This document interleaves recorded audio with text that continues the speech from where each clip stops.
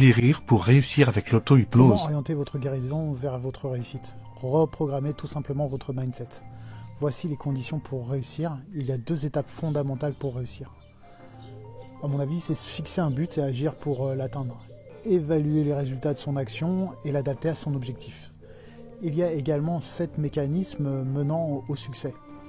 La passion, tous les grands hommes qui ont réussi étaient passionnés. La conviction, lorsque elle est couplée à la passion, elle permet de belles réalisations. La stratégie, c'est la conviction et la passion qui doivent être associées à une stratégie et à un plan d'action précis.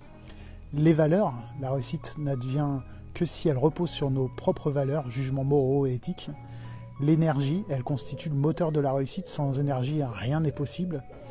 Le besoin de se lier, il faut créer des contacts avec autrui. Il est difficile d'avancer en restant seul dans son coin. Il y a aussi la communication. Elle est capitale, elle permet de confronter les idées aux autres pour les faire connaître et les améliorer si elles le méritent. Ayez le bon état d'esprit. Nous avons tous entendu parler de personnes qui se dépassent. Pour cela, elles se basent sur leur volonté et leur persévérance. C'est ce qui fait toute la force, toute leur force.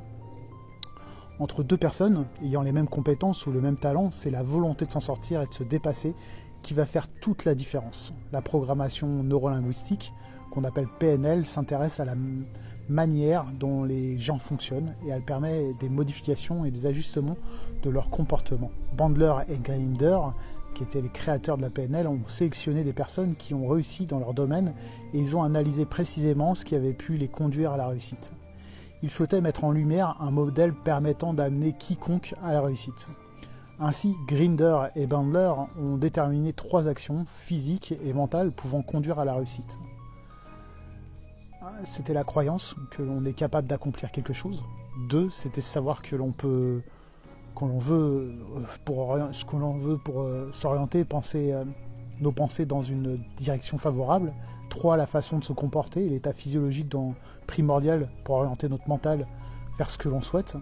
Il est donc capital de comprendre son propre état d'esprit afin de modifier son comportement. De même, il existe de nombreux exemples attestant de l'influence de l'esprit sur le corps, à commencer par l'effet placebo. Un patient qui peut guérir s'il est convaincu, s'il a la croyance que le médicament peut le soigner. Ce mécanisme lié à la croyance est transposable sur le moyen d'accéder à la réussite. Il faut être persuadé qu'elle est atteignable. Voici également une bonne façon de favoriser votre réussite. L'environnement. Il est possible de se forger un idéal en se basant sur les résultats des autres et en imitant les stratégies mises en place par les autres. Il y a l'expérience. Il faut analyser les situations vécues par le passé en les reproduisant et en les améliorant. La connaissance, c'est se baser sur l'expérience personnelle qui ne suffit pas. Il faut compter sans savoir en allant chercher de nouvelles informations. L'anticipation des résultats. Il s'agit d'anticiper une situation future comme si elle se réalisait maintenant. Que ferait-on? Comment réagirons-nous par rapport à ça? Sachez aussi tirer avantage de toutes les situations, qu'elles soient favorables ou défavorables. Toute expérience vécue doit être exploitée positivement. Ne pas craindre l'échec. L'échec fait partie de la réussite.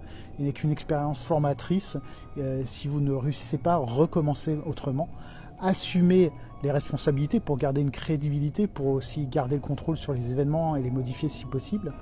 Se focaliser à apprendre ce qui est indispensable. Il n'est pas nécessaire de tout savoir, mais il faut savoir identifier l'essentiel et les maîtriser. Croire en l'humain, savoir collaborer avec autrui, respecter les autres. L'esprit d'équipe permet d'agir. Il n'y a pas de réussite sans cohésion.